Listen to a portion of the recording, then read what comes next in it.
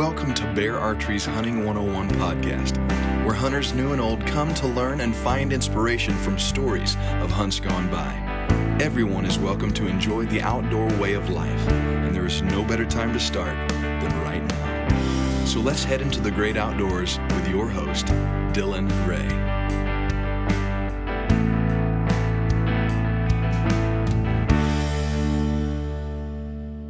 All right, guys, welcome to Bear Archery's Hunting 101 podcast. As always, presented by our friends over at ScentLock. They have, in my opinion, one of the most complete lines of clothing that you can get that'll carry you all the way from late season, or all the way from early season into the late season and never miss a day in between.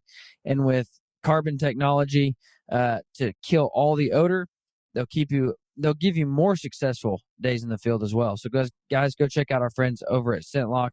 I've got a good friend of mine on he's been on the show before, so he's a familiar voice. We've got Dave from Bowhunter Planet. Dave, how are you, man? Hey, how you doing? Man, I am absolutely itching. By the time this episode airs, I will be in Missouri hunting, and so I couldn't be better, man.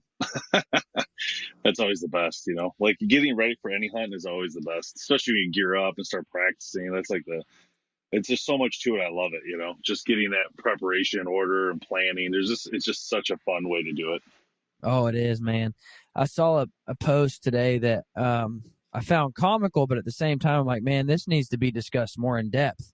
It said, don't be shooting the week before season like you're cramming for a test. And I snickered, but I was like, that's true. A lot of dudes don't shoot their bows all year long, and then 3 days before season, they get out and try to get reps in like they're going to get super ready. You know what I mean?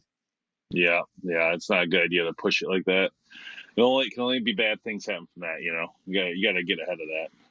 And I'll tell you that one of the biggest issues, and working in a bow shop for a couple of years in college, I learned this the hard way, is you've got dudes running in 2 days before season and they're like, oh, I blew my bow up. Can you fix it? And I'm like, it's pretty apparent you haven't shot this thing all year.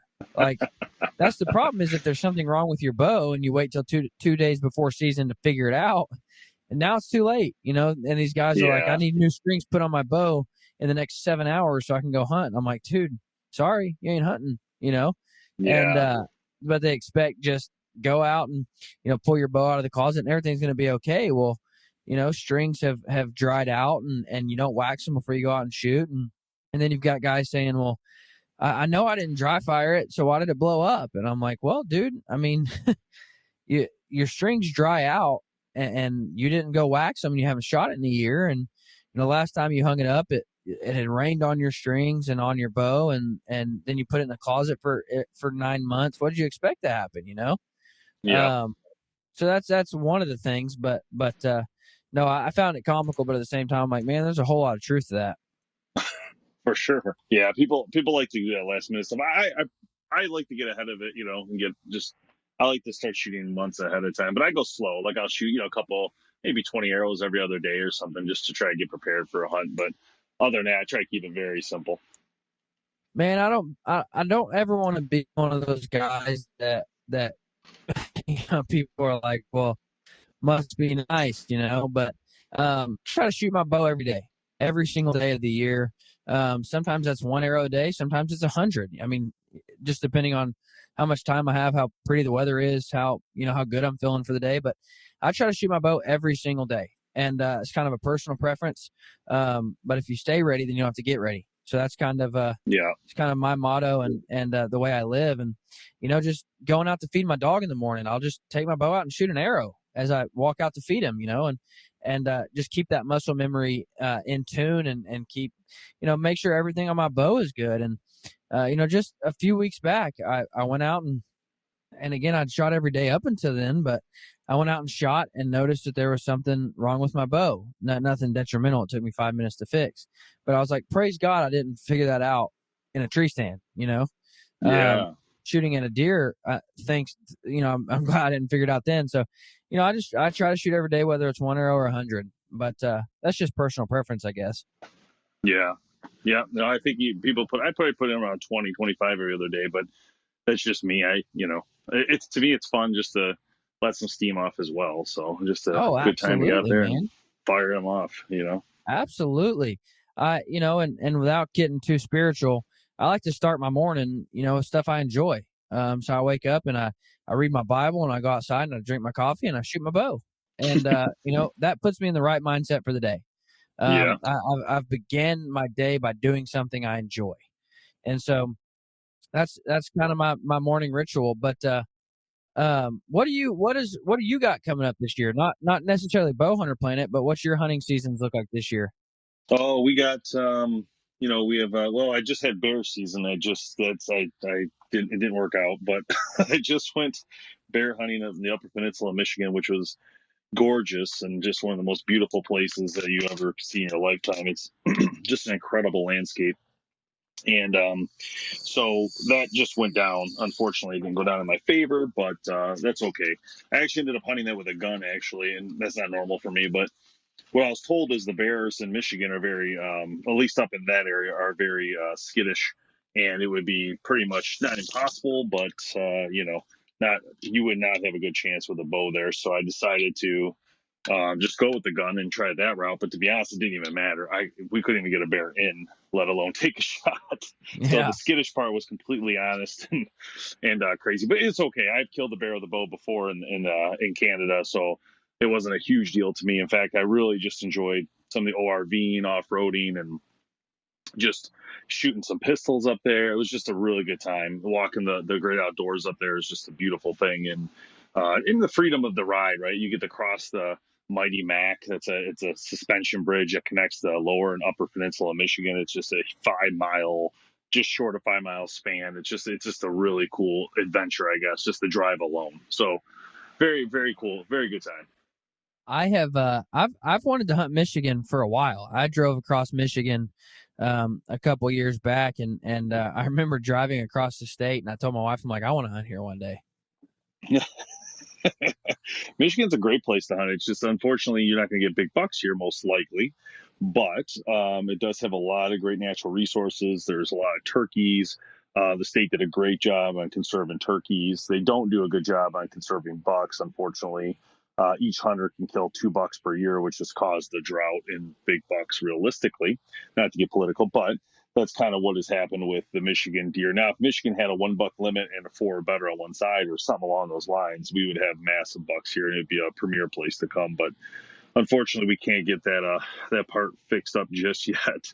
Maybe eventually, but again, we have bears. We have the elk herd, very small percentage though. To get like an elk tag's really hard to hear. They don't have many, so people wait years, 10+ years to try to get an elk tag, which generally they don't hunt with a bow then because it's once in a lifetime you're gonna get one shot. So Yeah. generally you can't get close. Michigan's a very flat area, so everything's flat here. And so when you hunt, it's a lot of 20, 30-yard pop shots. Tree stands are used a lot here because the deer will see you trying to, creep towards them or whatnot. It's not even like Ohio. In Ohio, I've hunted southern Ohio. You got like all these hills, rolling hills, really. So in Pennsylvania as well. So those areas make it, I don't want to say easier by any means. It's a different type of workout, right? Going up and down the hills, but you do get that cover from the animals. What's your favorite state to hunt? For me, it's going to have to be Michigan. I mean, I know it's not big buck territory, but it's just home. And I feel like, when I'm here, I really enjoy it. I've hunted Texas, Ohio, Indiana. I've hunted all over, and they're great states, and they're a lot of fun, but they're just not home, and it's a lot different.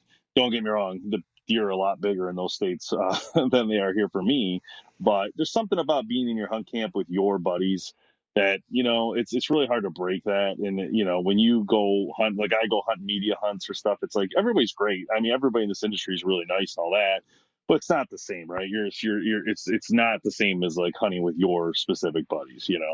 Yeah. No, man, Texas is up there for me. Like Texas is one of my favorite places to hunt, and I love hunting Texas, but I hate the Longhorns. So as a Razorback fan, if you're from Texas and you're a Longhorn fan, I just want to remind you what happened this past Saturday. I've talked a lot about how bad the Razorbacks are on this podcast, but I can now at least boast to my friends in Texas. So, but speaking of hunting in Texas, some exciting news. And I can't share too much details, but stay tuned because in the next few weeks, we're going to announce a massive giveaway, and you are going to get to hunt with me in Texas at our friends at Texas Hunting Resources. So stay tuned. Just a little teaser for the giveaway, but we're going to throw some other stuff in there with that. But me and some lucky winner are going to head to the great state of Texas and go on a hunt together. So stay tuned for that. Now, before we move on, let me give a quick thank you to our new friends, my newest sponsor of the podcast. Now, Dave, I don't know about you, but I spend a lot of money on a lot of stupid stuff.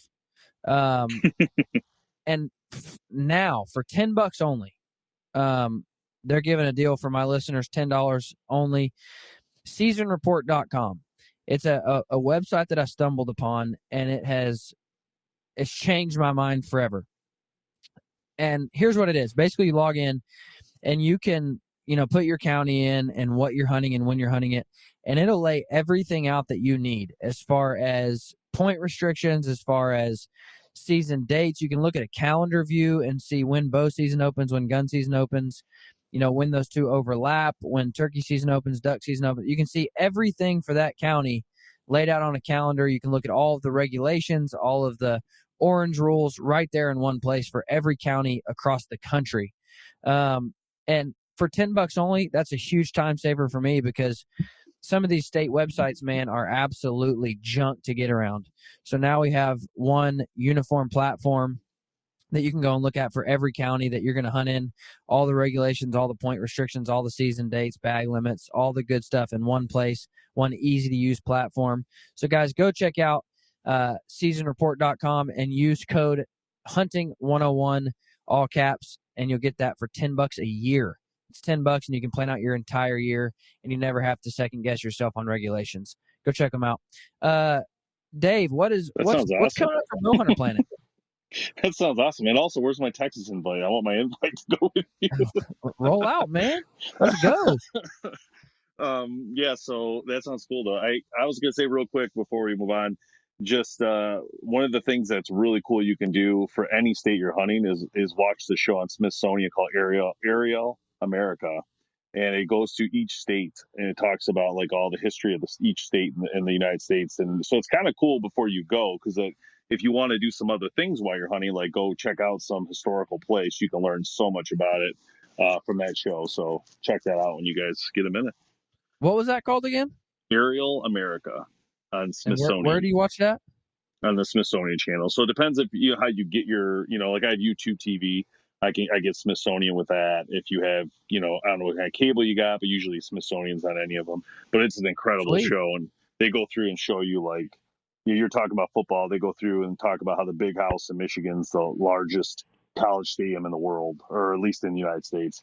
And every time a state tries to make theirs bigger, that U of M makes theirs bigger to make sure it's like 108,000 people or something can fit in there. It's unbelievable. You know what's insane is, and I don't want to get off on football talk, but you've brought me here now.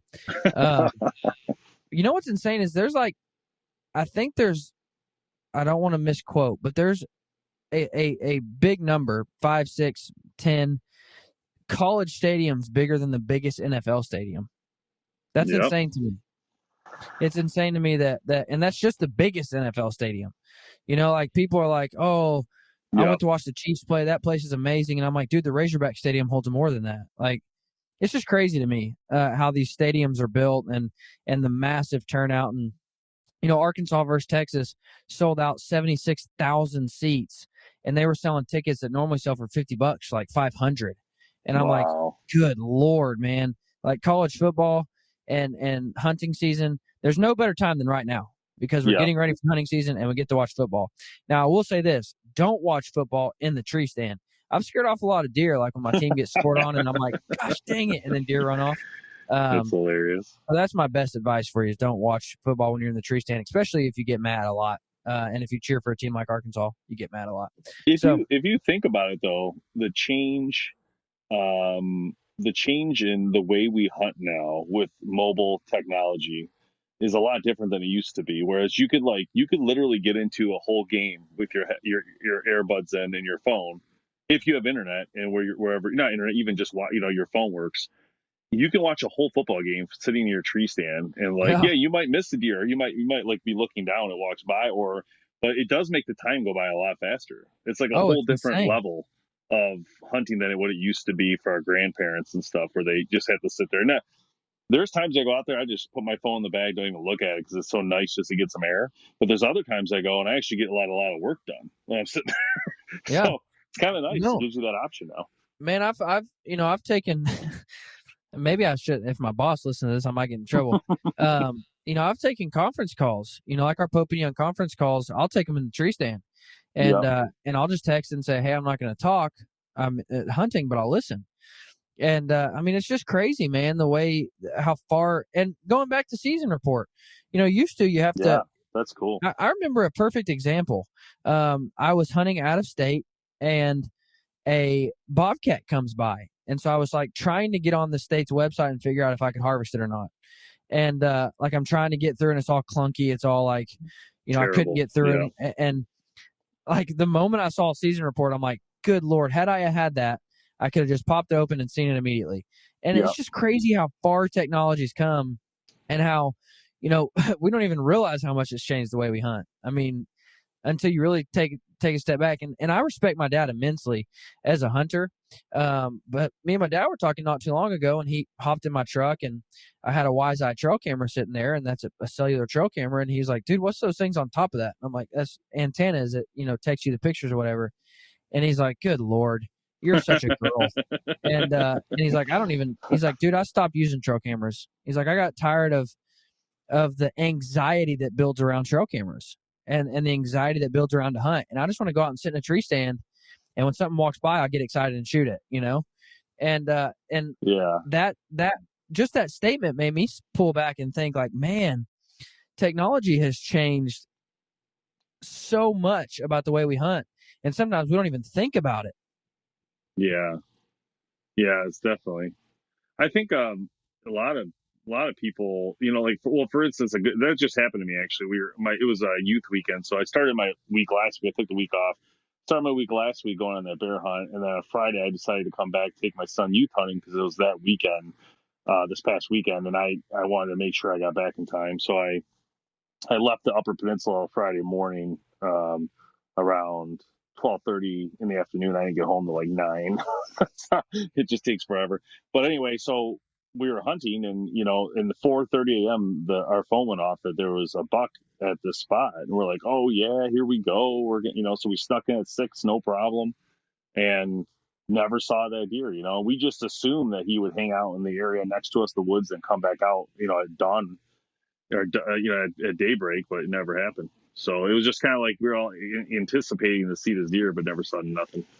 Yeah, I just remember back, and not that I'm so old that trail cameras didn't exist when I was a youth, but we were just broke and didn't know it, and just dumb high school kids, and we go out and sit in a tree, and a deer stroll by, and we get fired up and we'd shoot it.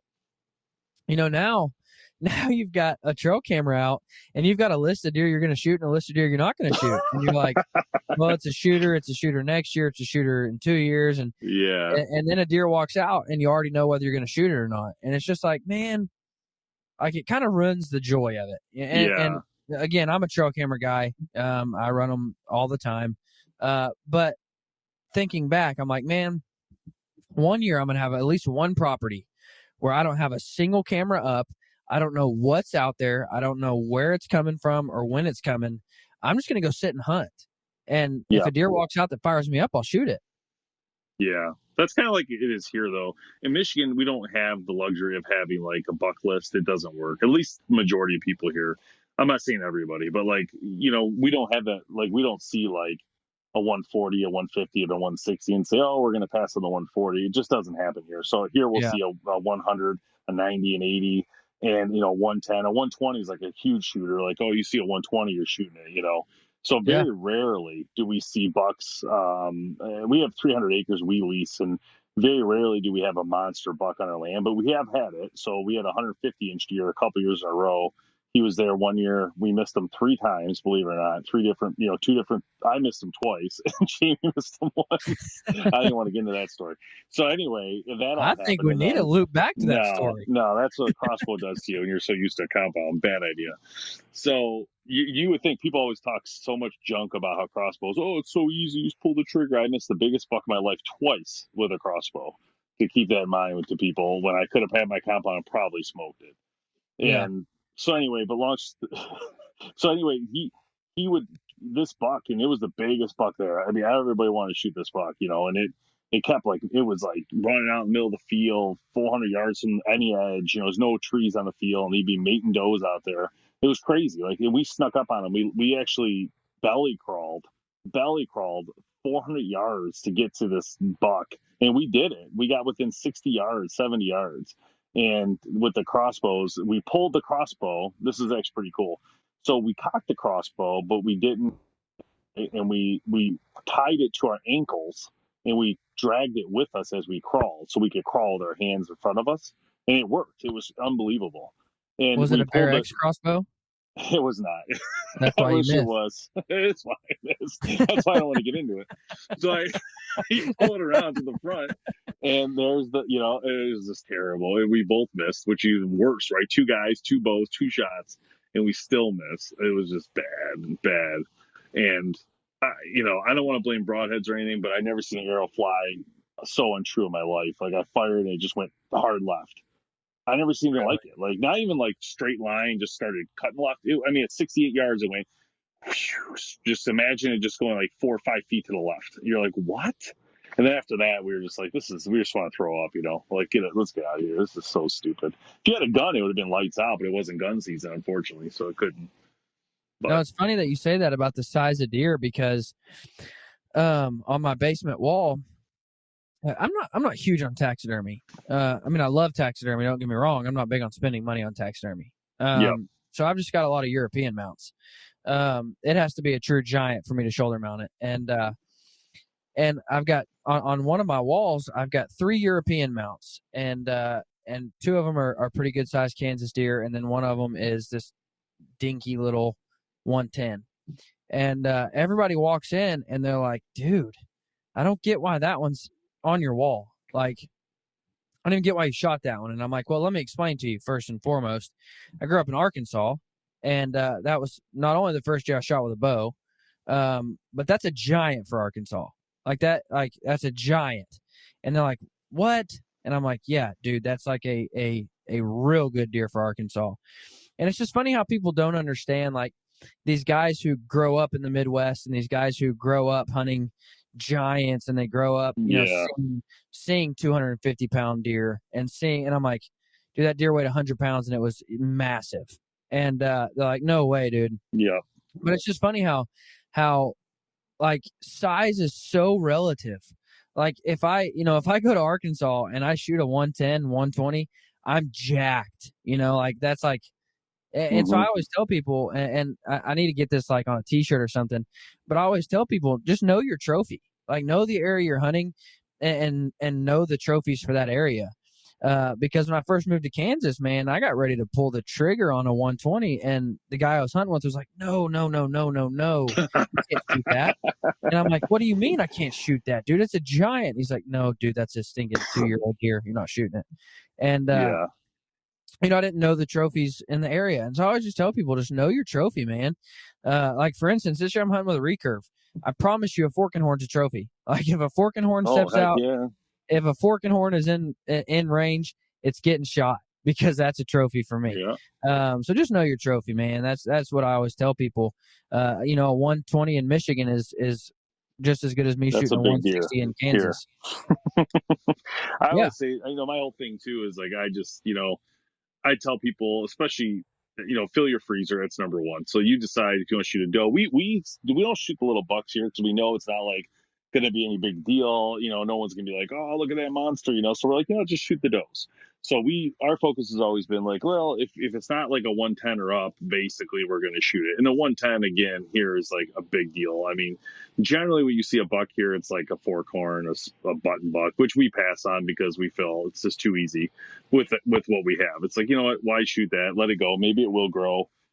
there are places in Michigan where they push that, and it's great and it works. And we do abide by those county rules. And they're not county. They're basically like a group of people, right, that are doing that in that area. Or if you hunt someone's land, they might tell you, hey, it's 6 or better, which we know, like you and I and people who are in the industry, that doesn't mean anything. A 6 or better is not a 3.5 or a 4.5-year-old deer. It could be a 1.5. You know what I mean? Like, it doesn't mean it's still a shooter realistically, Yeah, but whatever. my biggest pet peeve is when somebody's like, how many points was it? And I'm like, 8. And they're like, oh, you shot an 8-point? And I'm like, dude, it was 140-inch 8. And they're like, what? Yeah. And like they just think like the more points, the better. And I'm like, no, you're missing it here. Like, yeah, that's like my pet peeve, man. It's not like the problem with Michigan is it's been so embedded in everyone here who hunts that you shoot, it's brown, it's down. It's just a different mentality here. It's unfortunate because you'll never see the caliber of bucks that you see in these other states, but at the same time, I look at it in different ways. People are out there having fun. They're eating venison. They're getting outside. I don't know if I care. It's like, it's nice to go. Like I said, you shoot a doe, you shoot a buck. My kids go out and shoot whatever they want. I can care less. Hey, you want to shoot a button buck, shoot a button buck. Because you got the tag. You paid for it, Trust me. As like I said, growing up in Arkansas, I 100% understand what you're saying. You've got guys. My dad used to hunt with this old man, and he used to tell me these stories, and I was alive. I don't mean that this was like before I was alive, but he'd be like, there was a field of deer, and I'd say, okay, take your shot. Pick which one you want to shoot. And he'd say, that guy would shoot, and the field would clear out, and he'd be like, oh, that's okay, man. They'll come back. Let's just wait. And he's like, what do you mean? I dropped it right where it was. And my dad would look, and like, sure enough, he shot like the smallest doe out there. And all the big does left, and the old man picked out the smallest one in the field. And so I 100% understand what you mean, but at the same time, people ask me like, why do you go back to Arkansas to hunt? And I'm like, because what I've done by going back to Arkansas is I've taken off all the pressure of shooting huge deer, and I just go and have fun. And if a doe comes out, I'll shoot it. If a small basket 6 comes out that is 80 inches, I'll shoot it. It's just me and my dad out in the field, out in the woods, having fun. And I've taken off but also you'll see a lot more deer. You go sit in southern Arkansas. Sure, the does weigh 80 pounds, but you'll see 100 of them, as opposed to 150, 160 pound does. But yeah, I mean, it's a different ballgame, man. Different strokes for different folks. Yeah, it was interesting to me because I went to Ohio. We hunted in Ohio. We went to an outfitter in Ohio, and they had a rule that it was 140 or better. And if you didn't shoot a 140, it was a $2,500 fine. And I remember like feeling like, God, the pressure of this is like so overwhelming. Like I don't see 140s every single day, so like for me to know 140 isn't like the easiest thing, right? Like a 140 to me could be a 130, right? Because you're so used to seeing 110s and 120s. So like I remember being very nervous about it, and my point is I hated it. Like I was like, this is stupid. Why am I even here? Like I don't want this pressure. I want to go out and hunt and relax and enjoy myself. So like those type of things, like if I just tell people to recommend to people is just, careful what you're doing, understand what you're doing, because when you sign up for these things, there are rules sometimes, and you got to follow those rules, unfortunately. And, you just know what you're signing up for, I guess is my point. Yeah. No, me and Alec, we took a trip with some other guys down to South Texas, and we roll into the outfitter, and I'm not going to name any names, but we roll into the outfitter, and they had a binder full of rules. I mean, it was if it's 3.5, it's got to be over 140. If it's 8 points, it's got to be over 135. If it's 3.5 and 10 points, it has to be. Oh my God! If it's a 10 with a broken tine, it has to be whatever. If it's if it's got any kind of kickers, it has to be. And me and Alec, I remember the first night we sat together the first night, and I remember like seeing deer, and I'm like, dude, I just don't know. Like, and like you said, there was $1,500 fines and nervous. Yeah, you're like $2,000 fines, and I saw a giant, and we never ended up having a shot at it, but I saw a giant, and Alec was asking me like, well, could we have shot it? And I'm like, dude, I will not be the one to tell you to pull your bow, because I do not want to be the one that makes you pay $1,500, and it was just, we ended up leaving. Like I called another buddy, who's an outfit down there, and I'm like, hey, dude, we got ourselves in a situation. I need to find somewhere to hunt. He's like, come on over. And we ended up just leaving that place. Like, it was just the pressure, and you can't even enjoy the hunt anymore. And, that goes back to, and of course, my properties here in Kansas, of course, I don't find myself, but we put that pressure on us of, well, that deer I already said was too young, and that deer I already said needed to pass. And then you're like, man, I really want to shoot it. Like, it got my blood pumping and I want to shoot it, but no, I know, and we just build that pressure up so much. And, sometimes I want to tell people, just forget about it, man. And just, if it fires you up and you want to shoot it, shoot it. Yeah. Well, that's the nice part about hunting. Like, when you go hunting with a friend or friend's land, you definitely try to abide by their rule, but you might make a mistake, but you're not going to get crucified for making a mistake, or you're not going to pay a huge bill. Generally, there's going to be some sorries in there and some beers, but other than that, it's acceptable in a way, right? It's just not acceptable, but it's okay. It's not like you're going to be in trouble. Which those other ones, I was like, dang, man, that's like, it's crazy. But you were speaking earlier about, you brought up the mounts, like getting mounts done and stuff. When I was in Texas, I hunted exotics, and I went to a ranch there, Lazy CK Ranch. It was awesome. I had an absolutely amazing time. And the guide, Justin, at the time, took me out. He took me out and filmed everything for me. And it was great because, he told you what to shoot, right? It was easy. I didn't have to worry about it or think about it. He's like, oh, that one on the left, you can shoot that one, or, shoot that axis buck, whatever. But when I had the mounts done down there, and I had which was a decent amount of money, but I didn't account for getting them to Michigan. And apparently, you can't just like ship that FedEx. They have to drive it up in a truck, and it was like $550. I was like, oh my gosh. Yeah, it's insane, man. I've got a friend who's a taxidermist, but he's in PA, and I'm like, man, I would love to use you, but I've got to charge basically double just to get anything back I get mounted. Yeah. And I'm lucky because one of the places we hunt down in Texas, they own a taxidermy shop as well, and so we go and hunt, and we'll just leave it till the next year we get there, and then we go back to hunt and get our taxidermy from last year.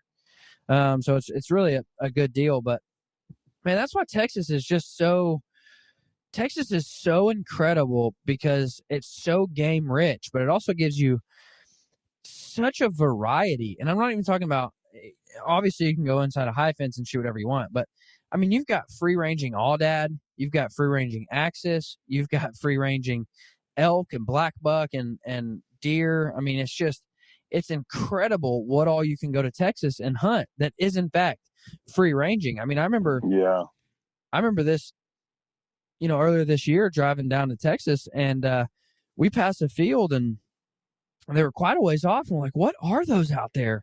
And we get our binos out, and they were black bucks. I mean, just out in the field, they weren't in a fence. They were just out in the field roaming. And I'm like, this is insane, the amount of different stuff that you can hunt in Texas. And you can come down here and spend a week and hunt 20 different animals. It's crazy. Yeah, it's insane. Yep. I don't know, man. So what's coming up for Bowhunter Planet this year? Yeah, so we've been, we've been doing a lot of the podcasting, so that's been kind of our big thing recently. Just spending a lot of time. We got to interview some really cool people, actually, and there's a lot of great content coming up that we're about to post. So excited about that. We had just finished up the Golden Arrow Awards, which Bear Archery did win part of that, and so Trophy Ridge, so that's exciting for them. And it was a good time to get that going and kind of get the companies some love they deserve, right, from the consumers and from us. So that was kind of cool. But our team is actually slowly splitting in two, because we're launching the Gun Hunter Planet section of our business now, and so we've been working on that on the side as a new podcast. That'll be a different, it'll be part of our main team, but different team. So it won't be like me on there, it'll be other people. So we're slowly kind of separating that off a little bit to engage with the gun hunters of the world. Mainly because, we don't want to leave a stone unturned with hunting community. And we're trying to figure out a way to bring those guys in as well. And, there's stuff that can work between both, which we really, love to get involved with, like for instance ATVs or binoculars or scent control, like all that stuff goes between both anyway. So we figured there's a lot of harmony between going that route, but we just need a separate team doing it, because obviously I don't want to lose focus on what I'm doing with Boner Planet. I love doing it. It's been a great time for me. And so it just makes more sense that, because a lot of times, only a couple of us are doing the majority of the work on one segment, right? So like I'm doing majority of the work on the podcast and on the Test Lab series, which is our show that it like reviews products in archery. And so there's other guys then who help with that, but they don't really do anything after that, right? So we're like, well, maybe instead of help at all, just go focus on this, right? Here's something you can go do. So that's kind of how it spun off. Now, what awards did Barron Trophy Ridge win? We gotta loop back to that. You can't just skim over that. Yeah, so Bear Archery won third place in Compound Bow of the Year company, and Now, you said Compound Bow Company of the Year, not one particular bow, correct? Correct, yeah, but the compound section. So in the compound section, they got bronze for votes as consumer votes. So they got that for their bow brand, yeah. So mainly for compound, because that was the compound award. And then Trophy Ridge won the gold award for Quiver of the Year, which, let's be honest, I mean, that quiver's bad bones. Dude, with the green light on the inside and outside. I mean, come on. I mean, dude, don't get me started, man. Nothing's beating that. Listen, I know people would just say, well, you have to say that. You have to say that. I know that, but listen, I was a fan of Tight Spot for the longest time. That's all I ran on my bows. And then I stumbled upon at the time it wasn't the Hex Light, it was the Light Lock or something, But I remember when that quiver came out, and I remember thinking, looks like it would work like a Tight Spot, but I know it's not going to be as good. Like, I remember thinking that. And finally I got my hands on one, and I'm like, wait a minute. This thing has all the functions of a Tight Spot, but it has more functions. Like, it has more features than a Tight Spot, but it still functions the exact same as a Tight Spot. I can get it in as close to my riser as I want. I can adjust how far in and out it comes. If there's any tilt to it, I can adjust all those things. But also, Tight Spot doesn't. Maybe they've changed since then. But when I was running them, they didn't have a hook on the hood. You couldn't hang it in a tree next to you. Trophy Ridge had that, and that's an easy fix. I used to just put a piece of paracord on my Tight Spots, but this already had it. This had the lights. You said the lights built in. And I never knew how big of a role those would play. Like, I remember thinking, like, well, that's cool. But I never knew how much I would actually use the lights. I've eliminated the need to carry a light into my tree stand. I've completely taken something out of my pack because now I just use the light on the hood of my quiver to get to my tree stand in the mornings. And then the light inside the hood, when you're getting something out of your pack or you're putting an arrow back in or whatever, that thing is invaluable. Like, I use that so much in the tree stand. It's crazy. So absolutely, the quiver that's very well deserving of an award. Yeah, you weren't. Yeah, I didn't think anybody's gonna be able to beat him on that one. That to me has always been like, this thing is unbelievable, And then they actually won silver in Rest, best Rest brand as well. So again, you and I've talked about the Whisker Biscuit, but it's really hard to beat that Rest. I mean, it's always been easiest, most reliable, Rest in the market realistically. And I say it all the time, and nothing to do with Trophy Ridge, work with me or anything. It's a great product, It's really hard to beat, honestly. Yeah. I had this, if you listen to the show, I'm about to talk about you. So I'm sorry, but I posted a video of my wife shooting, and this kid comments and said, well, maybe now it's time to upgrade her to a drop away Rest. And I'm like, oh, okay. Like, what's an upgrade about it? Can you share with me why it's an upgrade? And didn't have much to say, but I just commented back and I said, well, I myself haven't. I switched back to a Whisker Biscuit after 10 years of a drop away, and I upgraded to a Whisker Biscuit. And I was just like, man, come on, like, don't put out those kind of stuff. Like, I understand if you think a drop away is better, but don't use it. Don't put it out there in terms of what I use is better than what you use. Just because you like it more doesn't make it better. Just because something that you decide to use doesn't make anything better. And so I never want to use the words, like, when I'm talking to someone, I never want to use the words upgrade or why don't you, I just say, well, have you ever tried this? Or, I prefer this. I don't want to put what they shoot down in any way. You know what I mean? Yeah, and again, that's always part of the, keyboard warriors. Unfortunately, it's, I get stuff all the time like that. I mean, that's I'm sure like, you probably get it more than I me. get that daily. I mean, we get something daily. Like, this guy's got the worst draw cycle I've ever seen, and where's Yeah. this guy learn to shoot? Just so many things. It's just so negative all the time. But I feel like people just, I think they forget sometimes that this isn't like this is they make everything out like it's make or break. It's like everybody does everything different. My shot, the way I shoot or whatever, which is not bad by any means.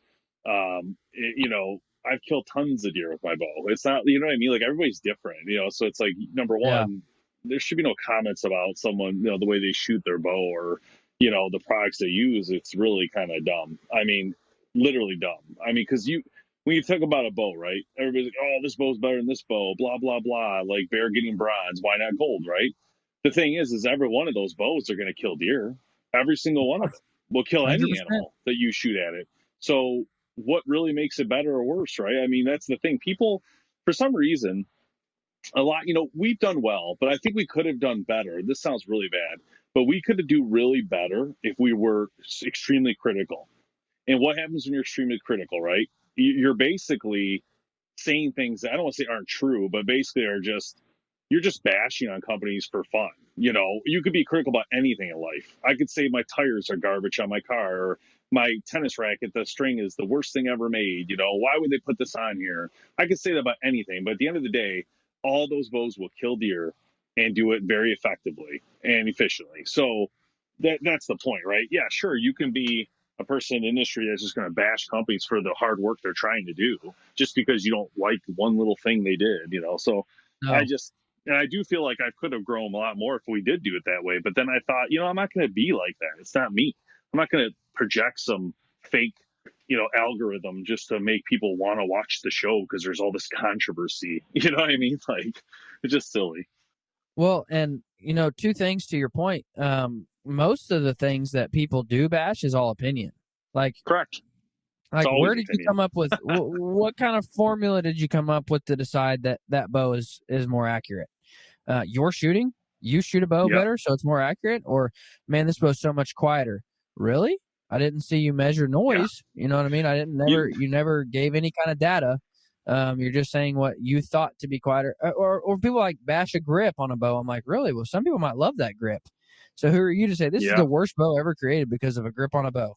And Correct. this really didn't rub me the wrong way until I started becoming friends with the guys inside of Bear Archery.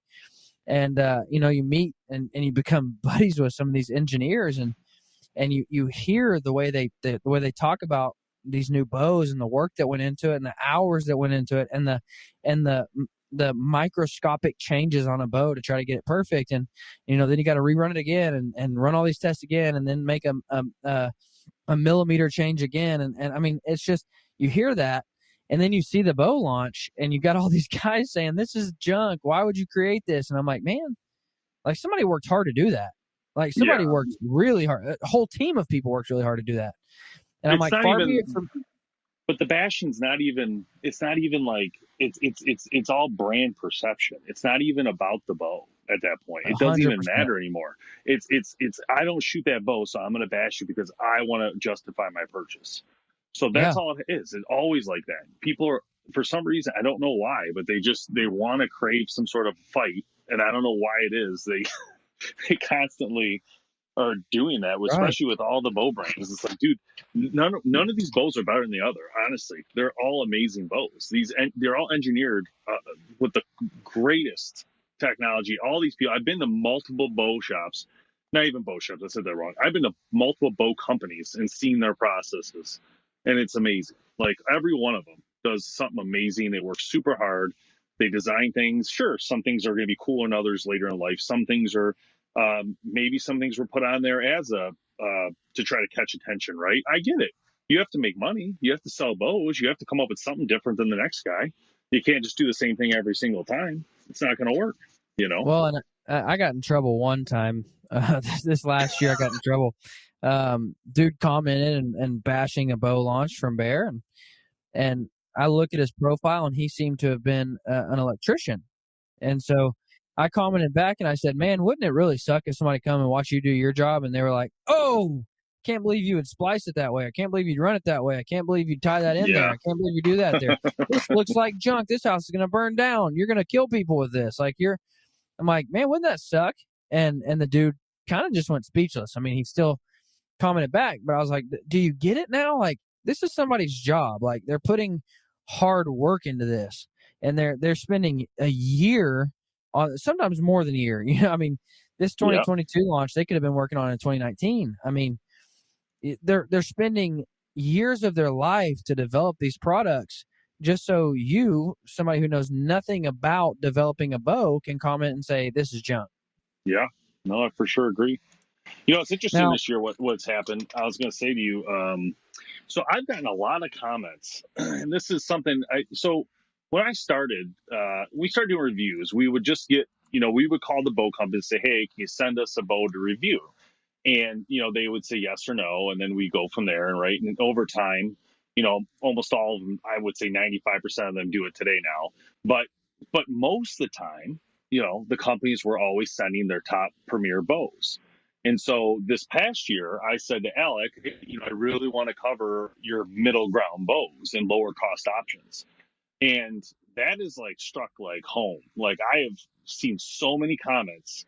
The legit video, 15,000 views on YouTube alone, right? Like, but the people are commenting like, "Thank you, no one's doing this. No one's showing off these bows are in the middle. We can't all afford, $9,000, whatever, So this is one of the reasons Bear has been so great, is their variety of bows. And I've said it time and time again, and we gave them an award this year, an honorable award for doing that, called, we are calling it the, what do we call it? Support the Heritage. And so they got a gold award for that because of their variety. So not only do they have a bow, compound bow, and they're great bows, they also, in kids as well. And then you have Cajun archery, so you're covering the bow fishing. Then you have the crossbow, you're covering the crossbow market, and trad, and you're covering trad. So I mean, it was really hard to not give them that award this year, because it was just like, these guys see it. They're the ones trying to promote and build the heritage of archery. No doubt. That's why and I've said it 1,000 times, and I'm sure people are tired of hearing about it, but that's my love for Bear Archery. I mean, when Bear Archery releases their new line, I can look through that catalog and I can go, oh, snap, there's a new bow for my daughter. Oh, snap, There's a new bow for my wife. Oh, daddy's getting a new recurve. Oh, I like that compound. Oh, I'm going to order my dad a new crossbow. Like, I can look and find a bow for everyone and anyone. And like you said, bow fishing and traditional and compounds and midline compounds. And no matter what, I can find a bow. And it's just, and then, like you said, man, and going back to what you said about all bows shooting effectively and killing deer effectively, my wife's running the legit, and I remember shooting that thing, and I'm like, oh my gosh, how is this bow $350? I mean, how? This bow is a flat out performer. And I remember somebody asked me, they called me and said, hey, Dylan, I'm wanting to get into archery. What should I get? And I said, dude, the Bear Legit by far. And they were like, well, it's only a $350 bow. You think it's going to be good? And I'm like, dude, just get the bow, And that's actually, I told somebody the other day. They said, well, would you actually ever hunt with it? And I said, well, I can promise you this: if I was to go on a backcountry hunt and I wanted to have a backup bow with me that I could get to easily and accessible, I would take my wife's bow and I would put it to 28 inches and 70 pounds, and that's the backup bow that I would take. And because I know that if something happened to my redemption, that I could grab that bow and be just fine. And but that's what I really love, companies that put out information, which is why I've been a fan of Bowhunter Planet for a long time. Which is why I'm a huge fan of people like Three Rivers. If you've listened to the show for any amount of time, Three Rivers, I live and die by for traditional information. Because being somebody who is new to traditional archery, there's a lot of stuff I needed. And there's a lot of information I needed. So I would call Three Rivers and just, beg them for information. I'm like, how do I tune this arrow? How do I, I'm getting a tear left and I can't get it out. What do I do? And so, places that obviously Three Rivers sells all the products as well, but places who are willing to give out information and give it to you, for free, just for benefit. I'm like, that's why I love Bowhunter Planet. That's why I love guys like Three Rivers, Rocky Mountain Specialty Gear.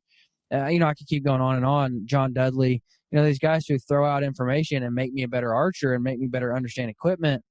It's invaluable. And so from the bottom of my heart, Dave, I just want to say thank you for all that you guys do, because that information is valuable. And obviously you guys know that. That's why you put it out. But, I love to go and watch you guys' reviews and your thoughts on bows and your thoughts on sights and rest. And so keep doing what you're doing, man, because it makes a difference. I promise. Thank you. Appreciate that. So you've been on the show before. You know what I'm about to ask you. What's one field note you've taken over the years that I can take and put in my back pocket and make myself a better sportsman with? Mine's always been, like I said, for me, it's fill the freezer, honestly. It's just take your time, relax, enjoy yourself. Don't put the pressure. I just don't see the need to put the pressure on for which deer you're shooting, all that. But I get it. I understand some people, that's what they're doing. Specifically, they're out there hunting a certain deer. But I would just say don't sweat the small stuff and enjoy what's in front of you. Because I think a lot of times we all get busy with everything we're doing, and we really just don't pay attention. I did a video this past week when I was up bear hunting. I was driving, and I never pull over or do anything usually. So I'm like, you know what? I'm gonna pull over. So I pulled over, and I decided, I was like, I should create a quick little video telling people to enjoy what they're seeing, because this is something I want to remember, honestly. So I did this video just saying, hey, ladies and gentlemen, this is Lake Superior. This is the stuff you need to stop and take a look at when you're doing these adventures, because it's like this part of the adventure. It just, sometimes you don't think of it that way. You just think, oh, it's the hunt, it's the hunt, it's the hunt. But there's a lot more to that, right? In making sure you don't miss that stuff because you're not paying attention is really, really important. Yeah, that's awesome, man. And to further that piece of advice, my advice would be to say, don't be okay with a happy medium. Like, you don't have to be a trophy hunter or a freezer hunter. You can be both. You could. That's why I love and admire guys like Fred Eichler, because they shoot these giants and you're just like, oh my gosh, wouldn't that be nice? But then you see Fred shoot a doe and he's fired up and amped up and he's jumping up and down, hooping, hollering. And you can tell it's a genuine excitement, because he's learned, I don't always have to be a trophy hunter and I don't always have to be a meat hunter. So be okay with either one and be okay with a happy medium of both, but just find what makes you happy about hunting and do that. Dave, thank you so much for coming on, man. Where can they find you at? Where can they find Bowhunter Planet at? Yeah, you can find us online anywhere. You just type Bowhunter Planet in your search engine. You'll see it all over the place. So appreciate it. Check us out. Check out the podcast. It's a lot of fun and a lot of good times. Yeah, you've had a couple really good looking guests on your podcast before. I remember one guy, he was accompanied by a dude named Jason. Yeah, he was pretty good looking cat. The Dylan guy? Yeah. No, guys, go check out Bowhunter Planet, because like I said, they're a wealth of knowledge, and it's just a place where you can go and digest information on all bows from all companies and all broadheads from all different places and sites and rest. And so go check out Bowhunter Planet, because I'm a huge fan of people who give me information and help me better understand my equipment, and Bowhunter Planet is one of those. So go check out Bowhunter Planet. They're not only great friends of Bear Archery, but they're great for the industry and great for all hunters because they give that information. Guys, like I said, stay tuned, because here in a few episodes, we're going to announce a massive giveaway for a hunt with me down in Texas at our friends at Texas Hunting Resources. So stay tuned for that. But guys, thanks for listening. You guys have a great week. And with seasons kicking off, good luck this fall. And if you get lucky and if you harvest an animal, shoot me over a picture. I'd love to see it. thehunting101podcast@gmail.com. I'd love to get your success photos and share those with everybody. So make sure and send them over to me. Guys, thanks for listening. Dave, thanks for coming on. Y'all have a great week.